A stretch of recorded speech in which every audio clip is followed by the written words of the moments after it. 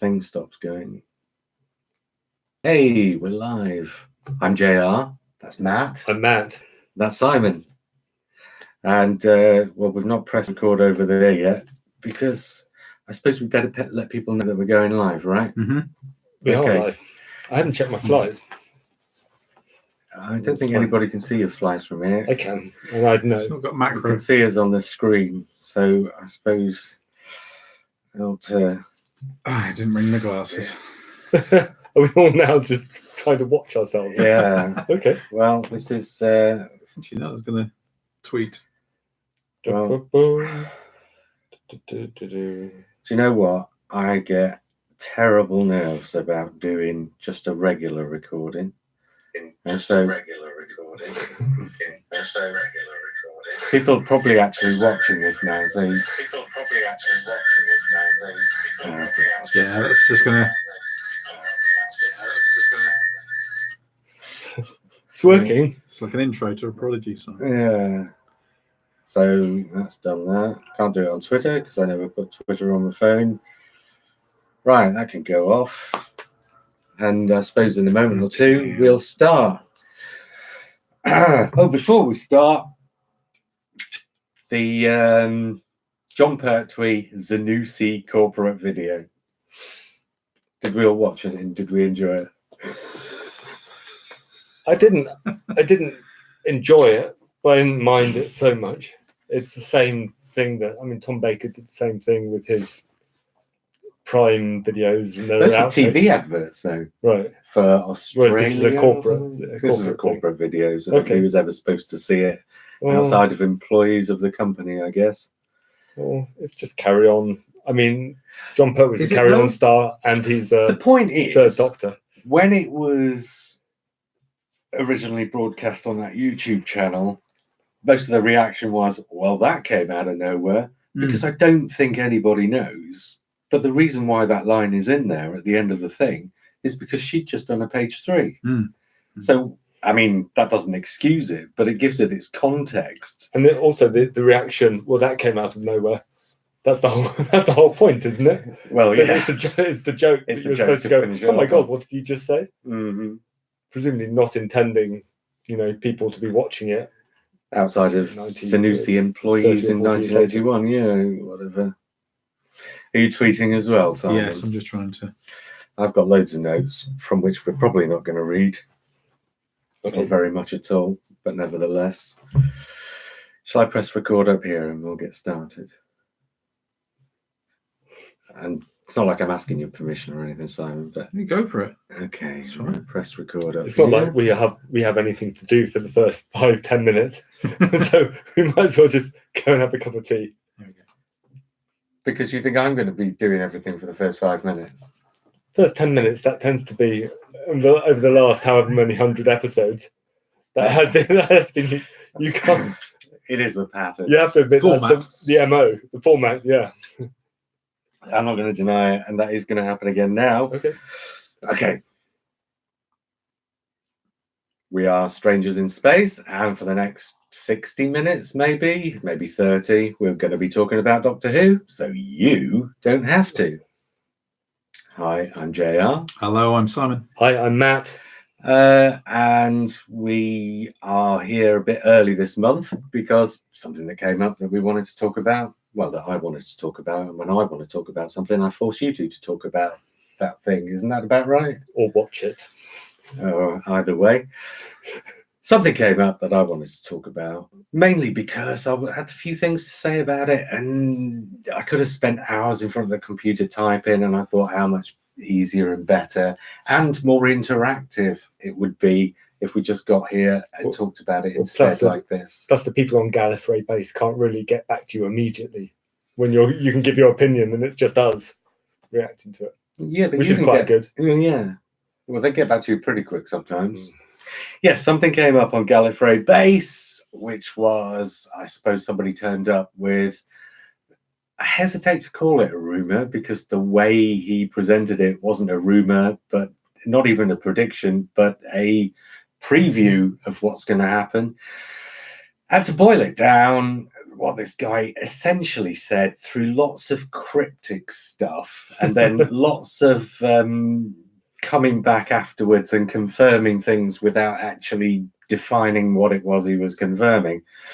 But what it essentially boiled down to was that the BBC are going to knock Doctor Who as we know it on the head, either after this next series or at some point between now and 2023, being the 60th anniversary.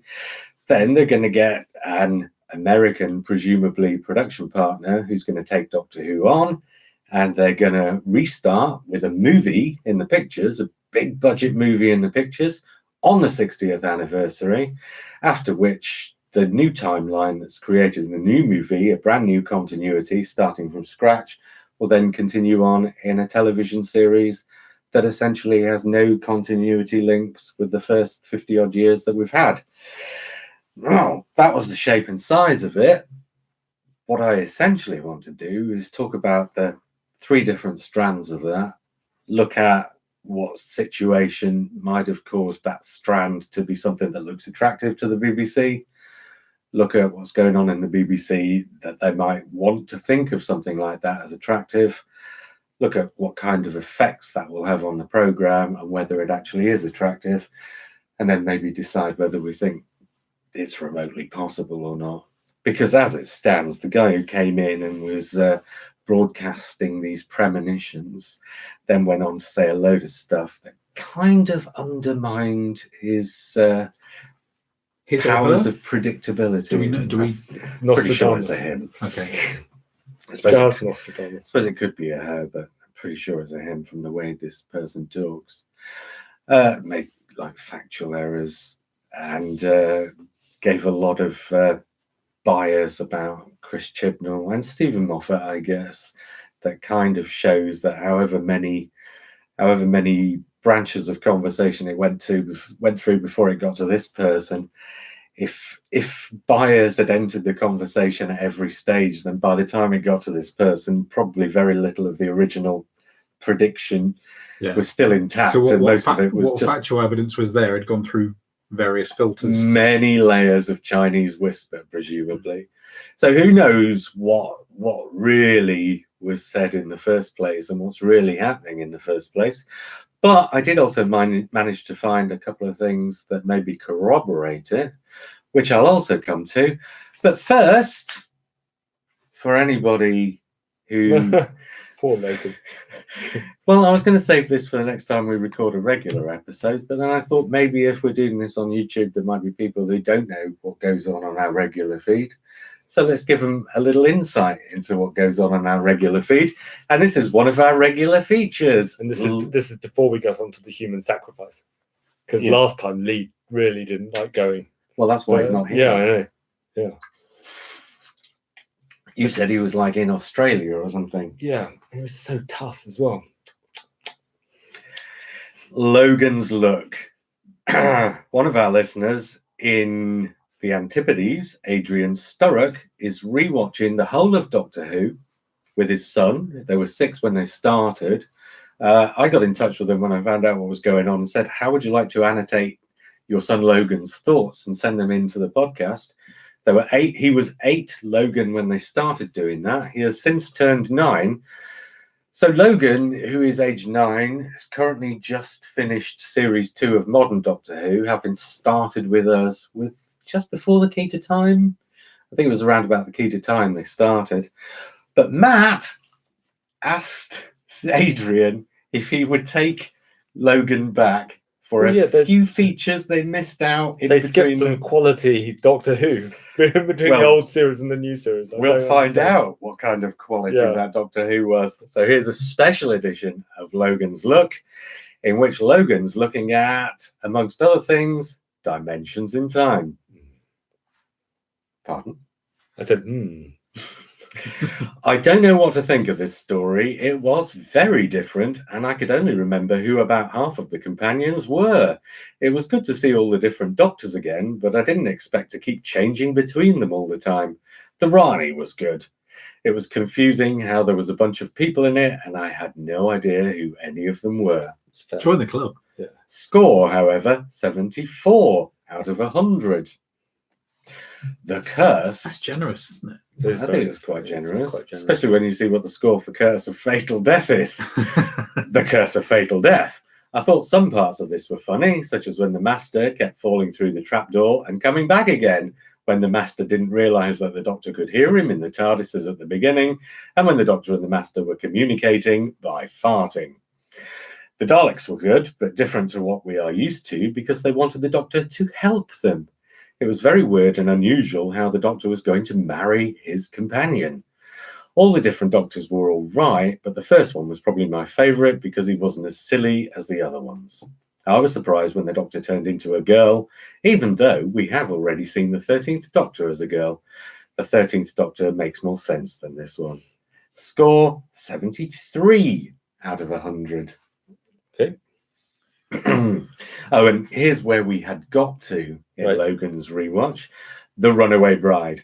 At first, I thought Donna disappearing from her wedding made no sense at all. The scene when the TARDIS chased the taxi down the freeway was dramatic. When the Doctor and Donna went back to the wedding reception, I expected something would happen with the Christmas tree, like in last year's Christmas special. I thought it was weird that the Time Lords had wiped out the Rachnos when the Time Lords aren't allowed to make species go extinct, and the Sixth Doctor got in trouble from the Time Lords for doing that to the Vervoids. I didn't expect the Rachnos to be in a cocoon with a body poking out of the cocoon. I also thought that the Doctor would finish the Rachnos off, but actually the army did it with their tags. Yay. Donna was good, but she got cross with the Doctor a lot. Score 76 out of 100. So it's better than Dimensions. Better Marginally. than in Dimensions in Time. And finally in this batch, they've also gone back, and because it's just been released on Blu-ray, the Macra Terror. It was good. It was good to see a color animation story for the first time, by which I'm assuming that Adrian made him watch Power of the Daleks in black and white. It was also good to see the second Doctor again. So if you're listening, Logan, make your Doctor go back and show you Power of the Daleks in colour. Oh, really? No? Well, I've got to watch it at some point. Well, yes, you have. It was also good to see the second Doctor again, although we have seen him in the 3 Doctors, the 5 Doctors, and the 2 Doctors since he left the role more than any other Doctor.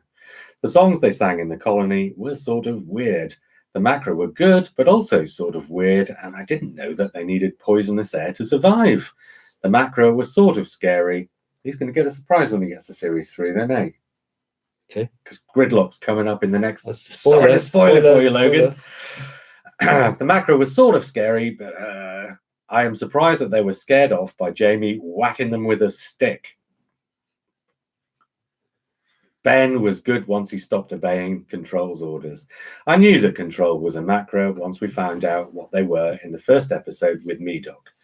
Score, though, 79 out of 100. Okay. So of the 4, that was Logan's favourite. Although there wasn't an awful lot between any of them. We've got comments on, this is one for the podcast, comments on YouTube Live, where we're also recording.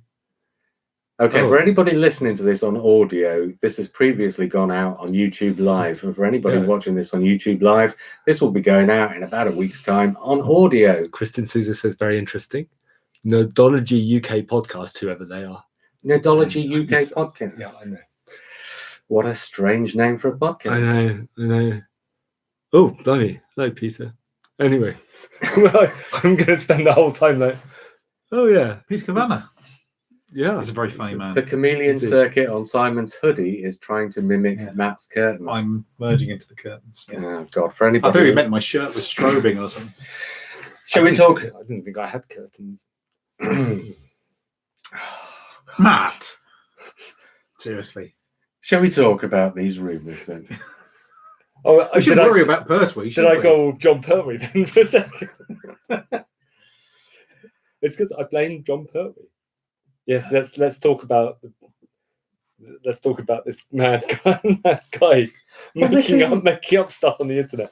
But this isn't. Well, I don't think he's made it up, Okay. and I don't think necessarily that it is made up. Well, the thing that struck me was I couldn't really see what the difference would be in this new world of, I mean, co-produced with sort of an American company, but actually in terms of Doctor Who that we get, I can't see what the difference is. This whole breaking continuity thing, it's just what Doctor Who does. What's the Well, you have what to would be ask. the magic thing? Well, one of the suggestions was, and this guy sort of didn't deny it, but sort of para-suggested it, was that they can therefore remake. We'll get to all this. Okay. Let's get into the nitty-gritty of things that he was saying. I will quote a bit, but not too much. One of the things he said was New Year's Day special in 2020, which means that whatever they've recorded, they're going to start with a special during this Christmas season this year. Okay. Actually, at some point later, I don't know whether it's the same guy or not. I think it probably can't be. Otherwise, he'd definitely be contradicting himself. Somewhere else, I read that the BBC, having seen the New Year's Day special last time as a bit of a failure, because they were obviously hoping the viewing figures would go up from the Christmas specials, but instead they landed slightly below. Okay. So the idea was that they've rushed a Christmas special for this year into production so that they can go back to Christmas as of Christmas Day this year. Okay. Now, whether that happens, whether either of these happen or not, who knows? My prediction was that episode 1 would go out on New Year's Day, and then the rest of the series would follow for the following 9 Saturdays and Sundays afterwards. We talked about this Yeah, a couple of weeks ago. Yeah. He reckons it's going to be a New Year's Day special on 2020 with the full series starting 3 weeks later. He says, and this is a fundamental part of whether everything that he says is true, because he insists on this point several times, that series 12 is going to consist of only 8 episodes. Okay. So that they have filmed 10 episodes altogether. A New Year's special for before the series, 8 episodes for the series, and then another special for afterwards, which is presumably what they're filming now. Because if what they're filming now is for Christmas and New Year's Day this year, it doesn't give them long for post-production and effects. He says that series 12 will have either advanced episode iPlayer premieres or a box set drop. Now, Okay. I don't think there's the remotest chance in hell that the players are going to debut on iPlayer and then go on to broadcast. Not as soon as this. That's the kind of thing that you would want at your reboot, rather than just dropping in between series 11 and series 12, surely. Right. But anyway, he goes on and says it's going to have a focused, character-based story arc, returning characters and monsters, which we already know, potential Christmas 2020 regeneration, with a New Year's Day 14th Doctor debut. In other words, he thinks there's going to be a regeneration episode on Christmas Day of next year, followed by 7 days later, the first episode with the new Doctor. But he then goes on to say that after series 12, he can foresee no more series, only a series of specials between now and the anniversary, at which point the reboot's going to happen. He contradicts himself. He sort of vacillates between the two. He says it might be a series of specials, or it might be a series, or Chibnall and Jodie Whittaker might leave, or they might not. So far he's been fairly accurate. Apart from the eight episodes, unless could be 8 stories and a few two-parters. They might show the two-parters sort of joined together, possibly. Just the fundamental thrust of what he says, though, is that essentially, and you have to kind of read between the lines to arrive at this, but essentially the fundamental thrust of what he's saying is that Doctor Who's arrived at saturation point, basically. The way he phrases it, because he obviously doesn't like Chris Chibnall, is that the BBC have been disappointed with what Chris Chibnall's produced, haven't known what to make of it. He says they had to sell it at low prices because nobody around the world wanted it.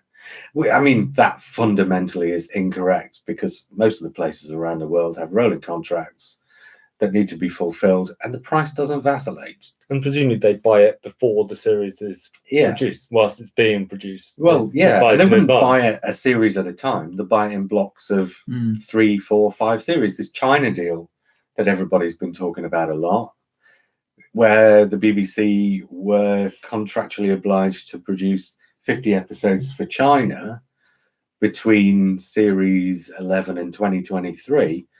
That's 50 episodes across 5 years. I mean, at the rate Chris Chibnall's doing it, if it starts in January and carries on for 10 weeks with specials either side, that being a 15-month rotation between series, not 2 years or a year break or whatever, but if it starts at the same time of year as it finished last time, and if it were to continue doing that, actually, Chris Chibnall would just about hit 50 episodes across 5 years if you tagged a couple of extra episodes onto the end of the last series or something like that. So actually, that's not as big an issue as people were making out when they assumed it was going to be 18 months between series. But we'll see.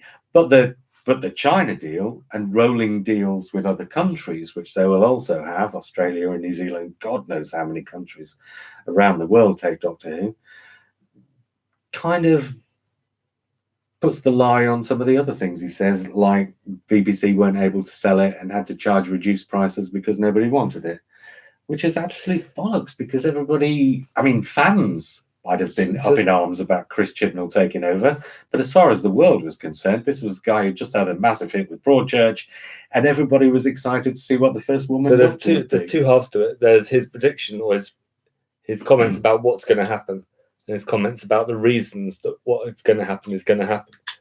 And well, so there's a possibility that there's a disjunct between the two, that he's just construing the reasons, but he's got a bit of... construing the reasons through his own bias. Yeah. I want to put him to the side. Okay. And I want to talk about, actually, hopefully, as far as we can, an objective view of what might be happening and what the reasons for those things that might be happening might be. So here's my take on this whole thing. The reasons why. The thing he says is they're disappointed, they've undersold it. I don't think that's the case. I think if anything's the case, Doctor Who's probably reached a kind of saturation point.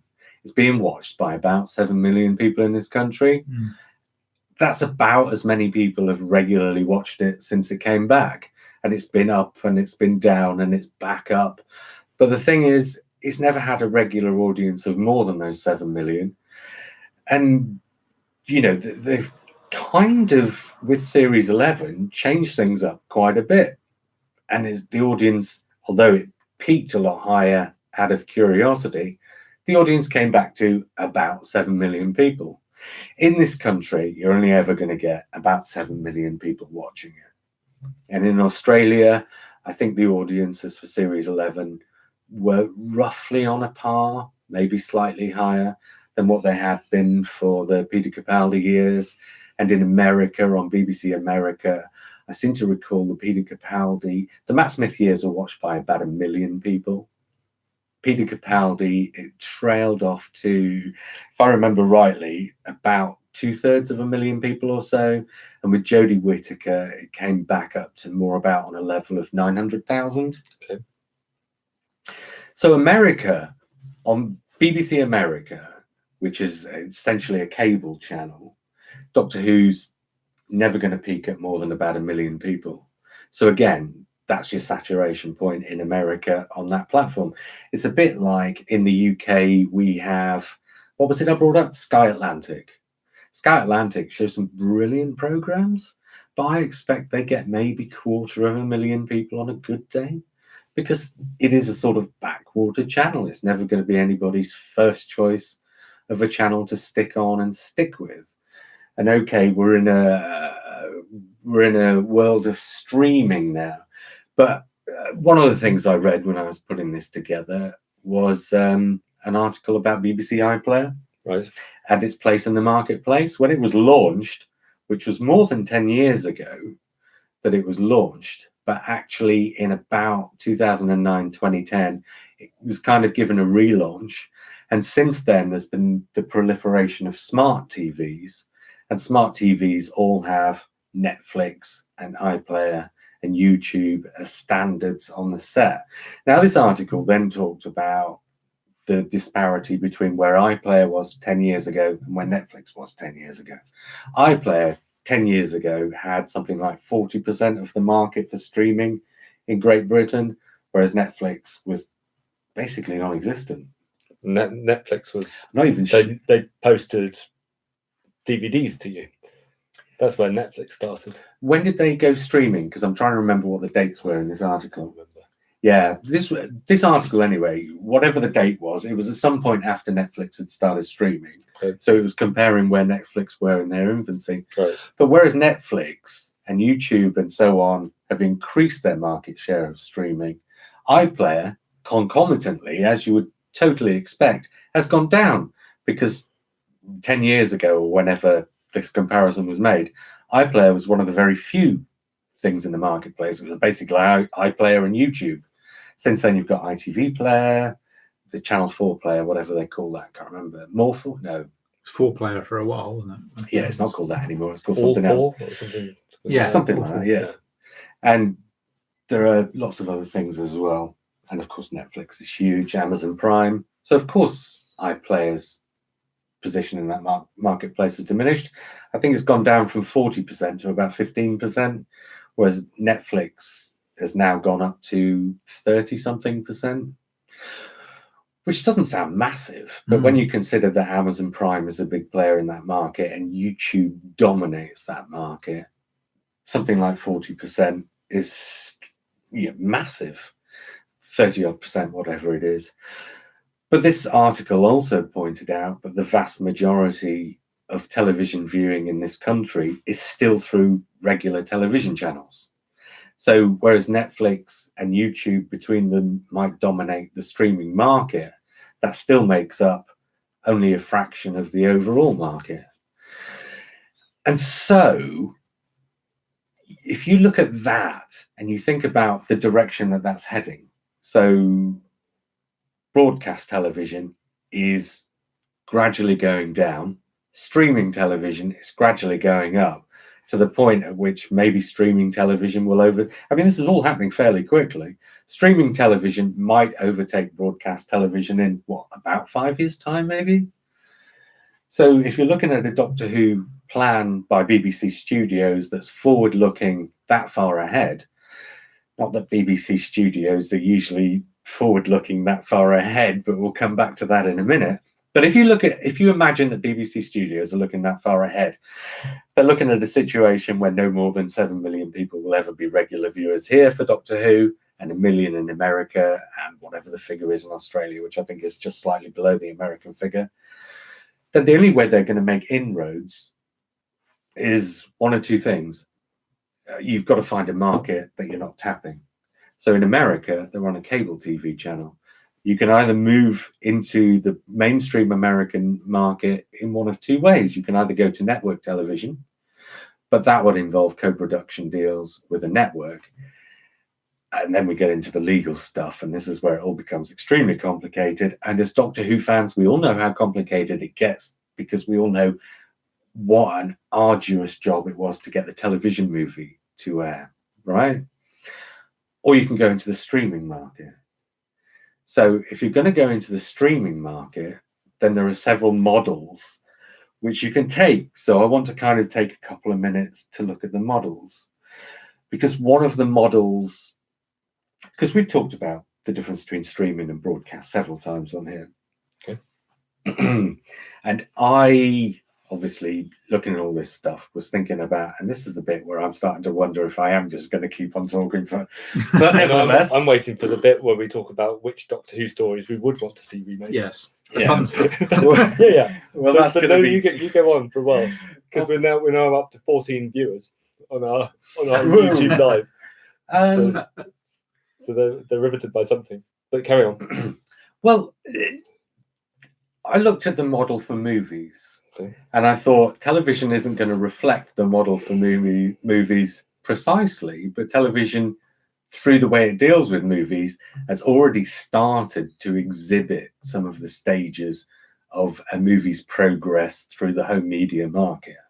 So a movie comes out of the pictures, and it used to be that it came out of the pictures, and then a year later or more would turn up on VHS, and then 2 years after that would turn up on television. So those were the 3 stages of a movie's life in the home media market. Now these days, it goes to the pictures. The next step is either home media physical release, DVD and Blu-ray, or streaming, depending who the movie's made by and who they have deals Downloads with. slightly before the physical media now, isn't it?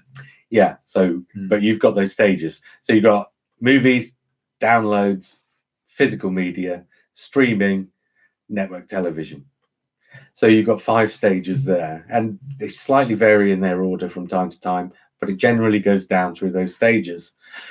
The only way that you can, and we get things like, and this is the indication insofar as television is concerned for me, things like Game of Thrones, American produced series, will tend to turn up on British television on cable channels associated with the production company that made it. And then they get sold through to Channel 4 so they can show on network television, or Channel 4 or ITV or BBC or whoever. So something like Game of Thrones will debut on Sky Atlantic, actually. Yeah. And then eventually will get shown on BBC 2 or Channel 4 or wherever. Possibly. Mm. Yeah. Oh, they You're do. right. They go through and they get shown on Yeah. another channel. I can't remember which one it is. I think it is Channel 4. Okay. And sometimes it's E4 first and then Channel 4 afterwards, something like that. Anyway, the point being, the television model is starting to exhibit, and has been for the past several years, the same sort of format of stages that movies Life have been cycle. going, the same cycle of stages that movies have been going through for years. If you're going to take Doctor Who and try and do something with it to open the market up for it, then maybe the thing that you'll do is debut it on a streaming service and then show it on the BBC afterwards. So potentially, if you did have an American, let's say, production partner, say you partnered up with Netflix, Netflix would say, okay, we get 3 months exclusivity, at which point then it drops onto BBC One. And I can see this as a model for television in general, because I don't think there'll ever not be a market, a big, sizable market of people who just want to put the television on and leave it on. And you can generalize about these things, but people with young kids who just need something going on, either to keep the kids occupied or to keep themselves occupied while the kids are running around, older people, people who can't necessarily afford dozens and dozens of streaming services, because the way it's going, streaming services is going to be costing people 50 quid a month soon enough. So I can foresee programs debuting on streaming services and then coming to network television channels. It's already happening. It's not difficult to foresee that maybe if Doctor Who is going to get taken by the BBC and made with a production partner, that would be the way it would happen.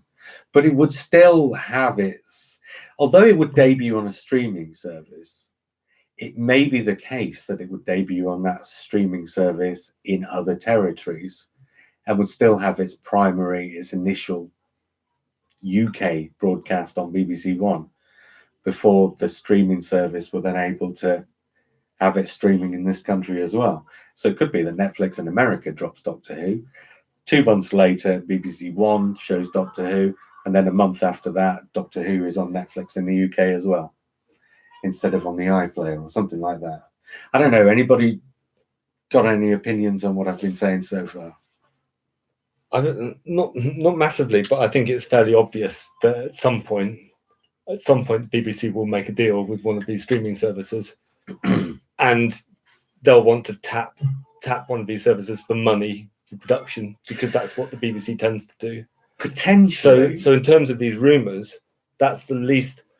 So actually, there are 3 different aspects to the rumours. There's the reasons behind things. Yeah, we'll go into all the other stuff after. Yeah. There's the technical, his vision of the technical future of Doctor Who, or the business future of Doctor Who, and that's kind of obvious. Apart from the movie, which is a kind of a wild card, the tapping into the streaming market, that's kind of, yeah, we can see that happening. And then there's the actual fictional content that he's talking about. And of those, the reasons and the fictional content are the dubious things about the rumours, because they won't have actually started planning the fiction of 2023 and beyond.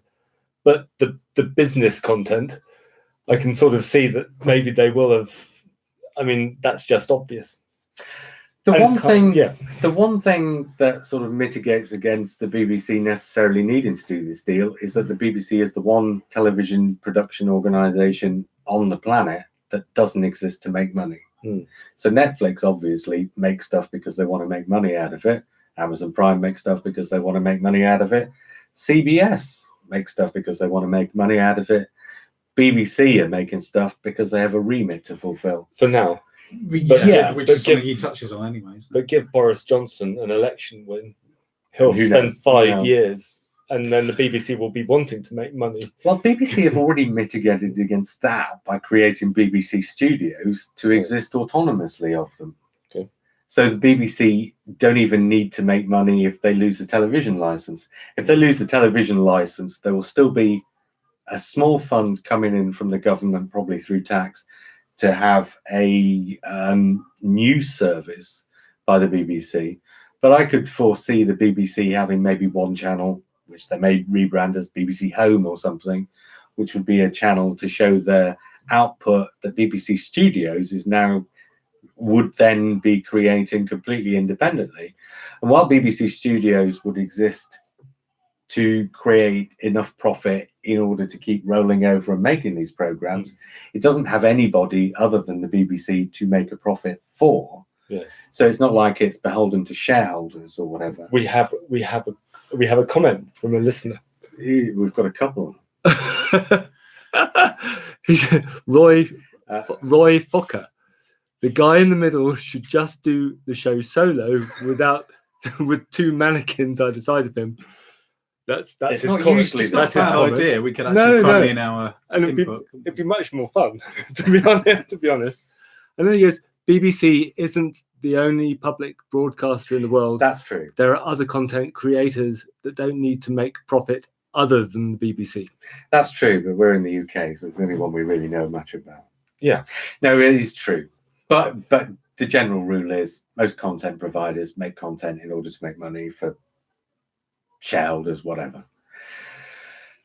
So where was I? Where were we? So we were talking about the BBC. We were getting onto the fun stuff. Yeah. But we're eventually. So if the BBC wanted to do this, it would be to increase their market share in other markets rather than necessarily for profit. But if they were to try and increase their market share in other markets, they would have to do it with another company, such as Netflix, for instance, because the way the model works is that if Netflix promote this as their new version of Doctor Who, a lot of people will watch who wouldn't watch if it was just another series of Doctor Who that had been on the BBC first and come to Netflix afterwards. Because let's face it, who cares? You know, if you aren't already into Doctor Who, then you need to be given a reason to investigate it or to get into it, which goes back to what I was saying about the saturation point. Okay, that's that bit of the thing. The movie. Okay, so the idea of the movie is this is where the series reboots. So everything up to the 60th anniversary, whether that includes 2 or 3 more series after next year or not, and a 14th Doctor or not, but at 2023, the series as it stands cuts off and stops, and everything up to that point gets, and it's not the right word, but gets relegated to the legacy. And let me brand. get this straight. Is the movie, the way I read it, the movie was almost like No, the bit on the end. No, the movie's the start of the next phase. And they would do that to celebrate the 60th anniversary? No, By it just wiping the slate clean? coincides with the 60th anniversary. That's the bit that doesn't add up. The bit that doesn't add up for me, is the idea of, so I can see that there are 2 different reboots. There's like the business reboot, which says, which effectively they did in 2005, that you start with a new set of production codes or whatever, and you say this is season or series 1 now. So that's the business reboot. Then there's a fictional reboot, which says, okay, we'll ignore everything before and we'll just go our own ways. But Doctor Who's still going to have, without the TARDIS, it's not Doctor Who. Arguably, without the Daleks, it's not going to be really Doctor Who. Well, this is what I said. So Doctor Who reboots almost. Well, I was going every year. I was going to come to that because I think there's a really important point to be made about that. So let's just talk slightly about the movie, and then we'll get into the fictional side of things. Okay. So, okay, before we get into the movie, then, do we, as an opinion, then, not necessarily on whether the rumours that have been put out are true, but as an opinion, then, what do we think the likelihood is that the BBC will at some point go with another production partner, a Netflix or maybe an HBO? HBO Max is a streaming service in America in much the way Netflix is. Feels like a natural progression, doesn't it? It's got the same feel to it as all the other productions that are coming through. If you look at things like the War of the Worlds, as coming out, as I understand it, that's a joint venture as well. No, it's an ITV production, just commissioned by the BBC. Oh, okay. It's made by a company called Mammoth, but Mammoth is a division of ITV, so it's actually made by ITV for the BBC. The government introduced laws which said the BBC had to tender out. If the BBC wanted to make a programme, they had to put a tender out so that other companies could bid for it, and then the BBC would decide whether to make it through BBC Studios or whether to make it with one of these other companies. War of the Worlds, ITV put in a bid for it, and the BBC took the ITV bid, so ITV made it. Okay. So the BBC only have broadcast on War of the Worlds, but they don't have any, well, not that they don't have any creative input, but they didn't make it. They had decisions because they were the commissioning. If you commission something, you get to decide what the thing is that you commission. But I suppose there's another side to it as well, which is the fact that Doctor Who has migrated onto things like Netflix, so it kind of makes sense that they would reverse engineer that and be in there. Well, they're currently showing or about to start showing on HBO Max in America. I think, I'm trying to remember now, I think Netflix in America have lost Doctor Who and HBO Max have picked it up.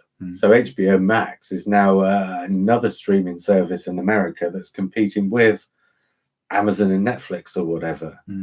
So HBO Max want to increase their market share, obviously, because they're a newer company, so they're fighting their way up the ladder.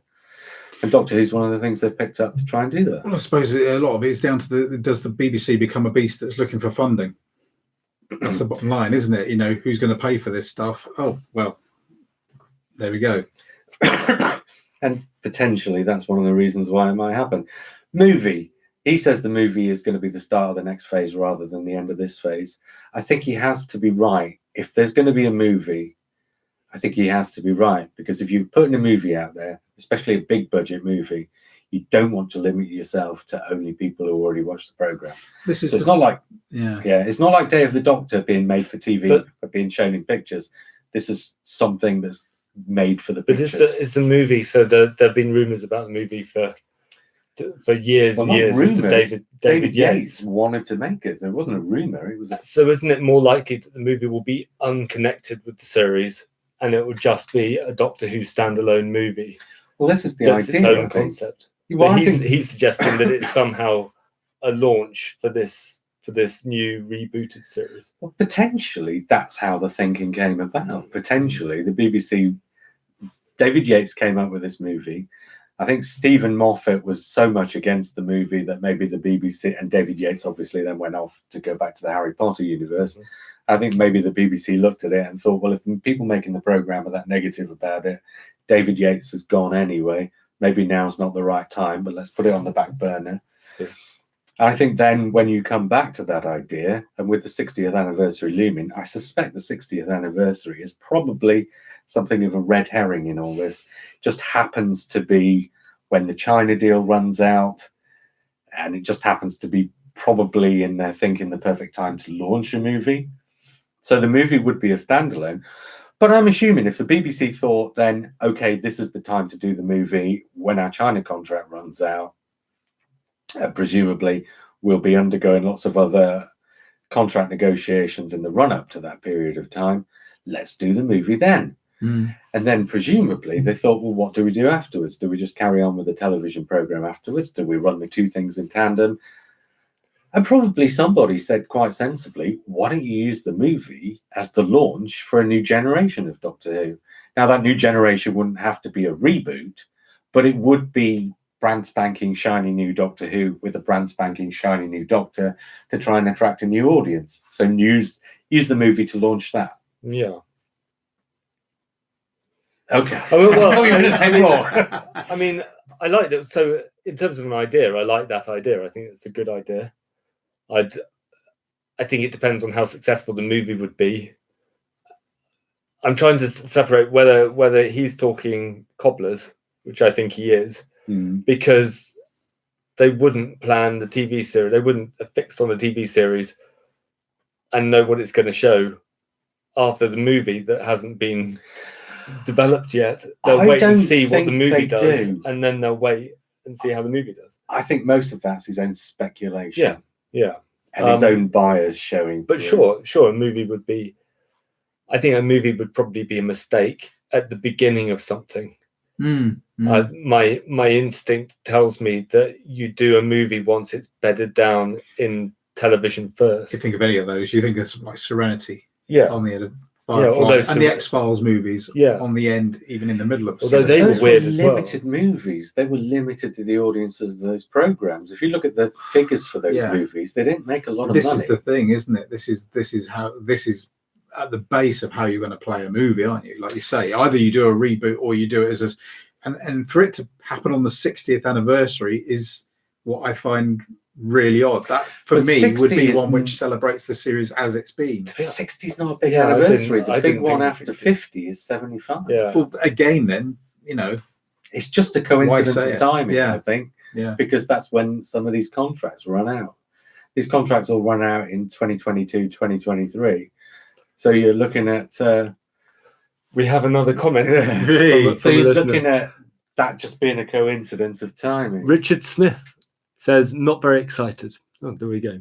Oh, sorry. Not very excited by the thought of a movie. It doesn't feel like Doctor Who is a movie kind of show.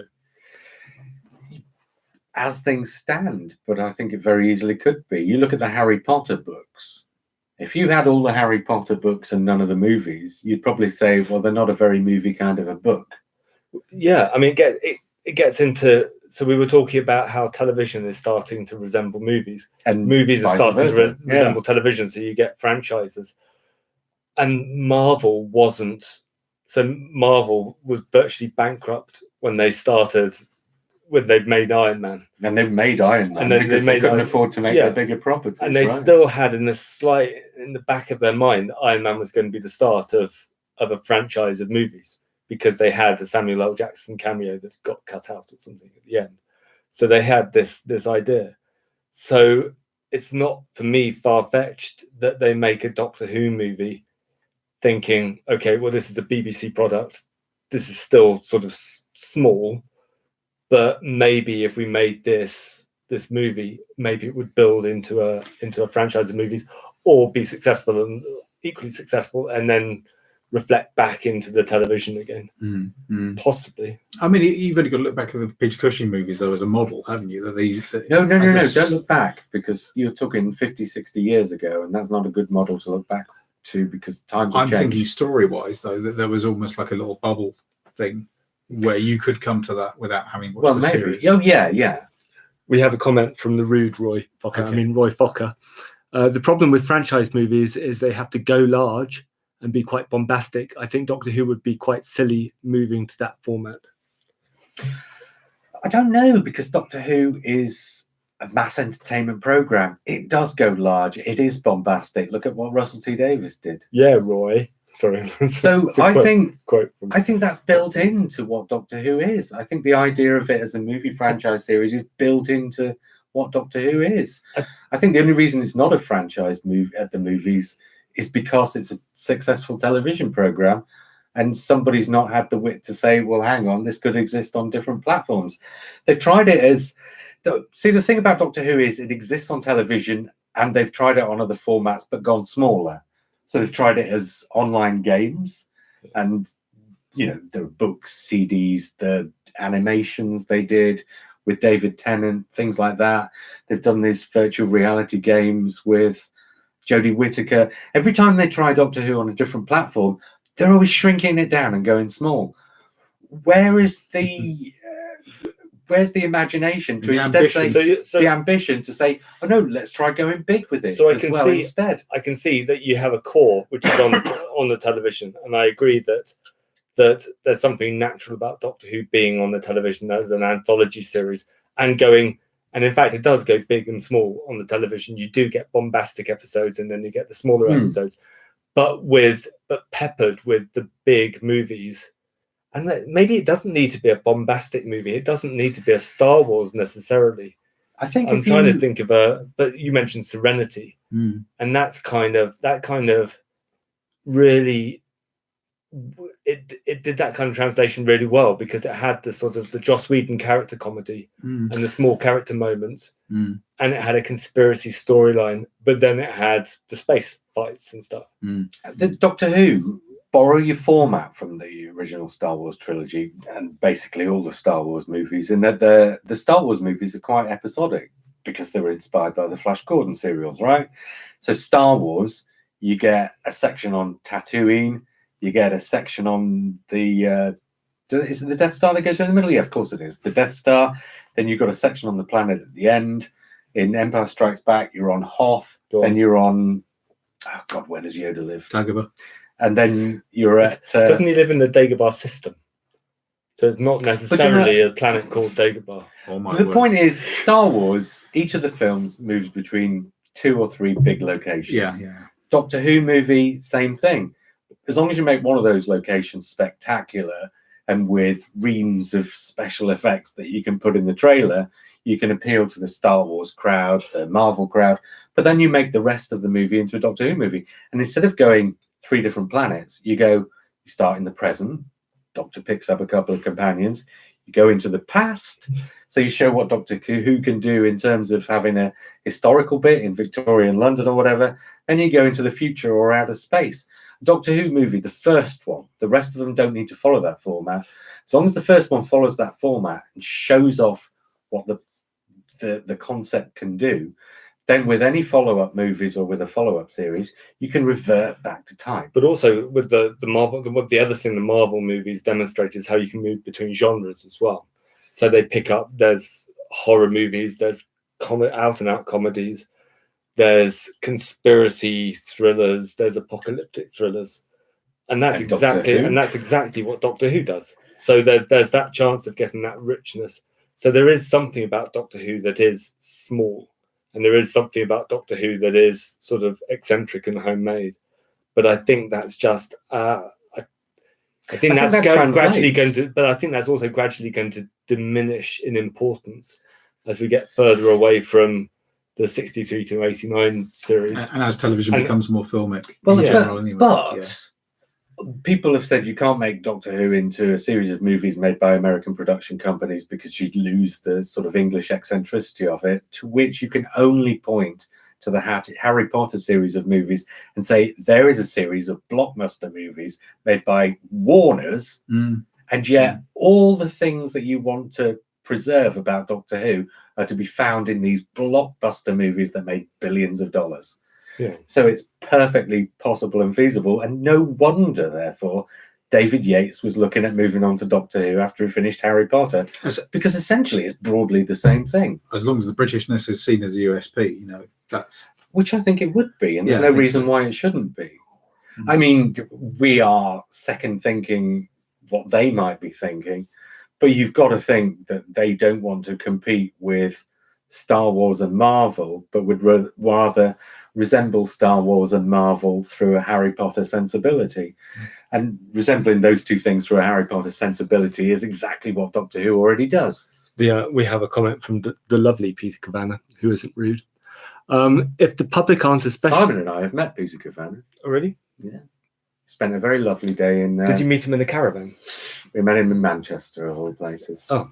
We went to McDonald's. Sounds romantic. It was.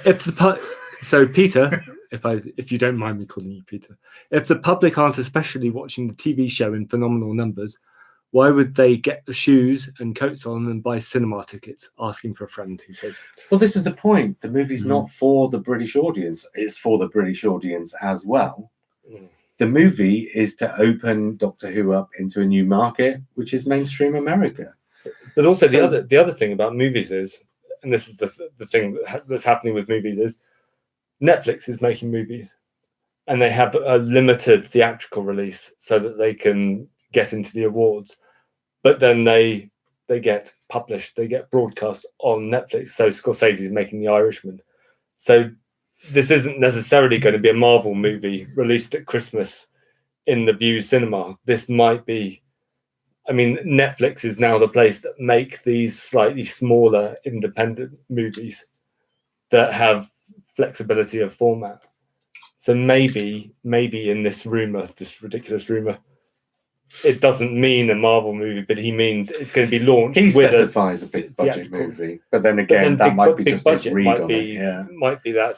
I mean, has been pointed out. You look at what they did with Day of the Doctor on the same budget as they had for the rest of the television series, and you just say, okay, give it 10 times the budget of that, and it's still nowhere near the budget of a Marvel movie. But imagine what Day of the Doctor would look like with 10 times the budget. Nerdology UK podcast, whoever they are. JR wrote an audio play about an American version of Doctor Who many moons ago. That I did. Sucking up a bit there. Oh, where it was. He's also being a bit disingenuous because I was taking the mickey out of what Americans might make of Doctor Who. Okay, let's move on from the movie. So afterwards, presuming it comes back afterwards, and lots of people have been thrown about this expression reboot, and one of the things that was in these threads where this was talked about, go on. Roy Fokker, the rude Roy Fokker, mainstream America would want the show to be super American in order to consume it en masse, which in turn would piss off people who already like the show for its British eccentricity. I don't think that's right. Mainstream America would suck Britishness up. It depends how smart they are. Well, doesn't it? The Harry Potter movies, go back to those. They made most of their money in America. The Kingsman movies as well. They're still pretty popular. So you just have to see James Bond. Sherlock Holmes. What it all comes down to in the end, and this is where I was going to finish up, but let's do it now. Okay. What it all comes down to in the end is, how do you promote this? And what you have to do, if you want to get Doctor Who into mainstream America, rather than, I mean, 1 million people is 1/330th of the population, right? So you have to slap a red cap on it.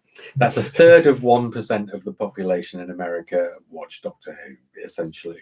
If you want to get it into mainstream America, you have to promote it very carefully, which is what they didn't do with the TV movie. And because it's on BBC America, it's what they can't do with Doctor Who at the moment. But if you want to put Doctor Who into the homes of Americans, you have to say, this is from the same mindset that created Harry Potter. And it is from the same mindset that created Harry Potter. So when they come to watch it, assuming you make Doctor Who essentially as it is now, it really isn't 1 million miles at all away from Harry Potter. It's slightly more science fiction than fantasy, but essentially lots of British character actors, lots of sort of... And I think I might be right in saying that Harry Potter came from the same mindset as Doctor Who. Well, absolutely it did. J.K. Rowling obviously is a fan, and that's why Russell T Davies was trying to get her to write an episode. So that Doctor Who was one of the influences on Harry Potter. If Harry Potter can sell to mainstream America, Doctor Who certainly can, because it's just Harry Potter with Star Wars thrown in, with Marvel thrown in. So if Americans love Star Wars, love Marvel, love Harry Potter, give them something that is essentially, and always has been, a combination of the three, you just have to promote it really carefully. Don't promote it as the little British show, maybe that you might be interested in seeing in the pictures. It's not going to work. I don't know. I think it could, because, you know, you look at the Harry Potter movies and you probably think the first one of those is just going to be a little movie. A big part of the deep set fan base, though, that it has is absolutely steeped in the chronology of this and the history of the series, though. And this is... Well, this has always been the danger that's been mentioned as far as the reboot's concerned, isn't it? My contention has always been that if you want to redo Doctor Who in this way, and we've talked about it on here before in different terms, but essentially meaning the same thing, is that you don't start a new chronology, but you give the impression of, just like Russell T Davies essentially did. Russell T Davies essentially did, but they made it very clear that it was a continuation. And you had the Autons in at the start, and you were looking forward to seeing the Daleks coming back, and you saw a Cyberman head, and before the end of the series you'd had references to Frontier in space, and before you knew it, Gallifrey and everything else. And all that was obviously going to happen, and even if it was a complete reboot, you probably would still have all those things. So just take the very careful, and this comes down to the same thing as promotion, take the very careful steps of doing it that way, but being completely ambiguous for the new audience. And this was the big point I brought up before we came here online. If you're going to completely reboot the show, then anybody who's already familiar with the show is not going to see a version of Doctor Who that has a blue police box that's bigger on the inside, where an alien with two hearts travels with a human companion through time and space fighting Daleks, as a reboot. They're just going to see it as more of the same, regardless of whether you go back to page 1 or not. And anybody who isn't familiar with the show isn't going to care about those elements. So if you want to completely reboot the show, you have to take those elements out. But yeah, it is impossible to completely reboot Doctor Who. Yeah. Unless you take the story back to how it all begins, supposedly. But then, surely. But if you do that and keep all the elements that I've mentioned, you lose your audience instead of getting an audience. And although maybe you could then sell that to mainstream America, you'd lose everybody else. You risk getting a massive risk, completely different audience. That's a massive, massive risk. So what you've got to do is promote it as a reboot, but very carefully leave it in such a place that the existing fans can carry on watching and not be thrown out. I didn't suggest this, but one of the thoughts I had was, if you're going to have 3 more series between now and the movie and the reboot, at the end of that last series, not only do you end on a regeneration and not see who the Doctor then is regenerating into, but you have a regeneration where it's quite clear that the person is not going to have all of their faculties or memories when they start in the next body. And then you start the movie somewhere down the line, so it's not post-regeneration, but you can show the Doctor's first meeting with the Daleks, because somewhere later down the line, you'll reveal that the Doctor lost their memory of the Daleks, and it wasn't actually their first meeting after all. And you can just do that in a really subtle piece of dialogue somewhere down the line, just to let the fans know, no, it's not actually a reboot, it is a continuation. But for anybody else watching, it's a place to jump on that doesn't say series 14 or instead of series 1. You do it through the companion's eyes, in as much as they're meeting the Daleks Absolutely, for the first time. Yeah. Doctor just comes in, like Rose, fights them, doesn't even mention having met them before.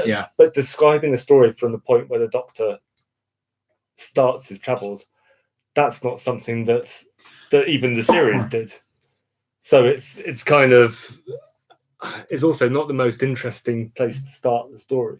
So Doctor Who is as a concept always starting in media res, in the middle of the story. In the first place, Roy Fokker says the bloke in the Russian sailor shirt is right. The chronology is still massively important to people who want to really get into it and become super fans, and you need people like that to have a successful movie in the US. Well, he's not disagreeing with what any of us are saying. 5 Doctors. A lot of people doing the You and Who books, a lot of people cited 5 Doctors as the first thing they saw and the thing that got into them, because of the dense continuity that they wanted to follow up on. The whole regenerations. And that's what I mean about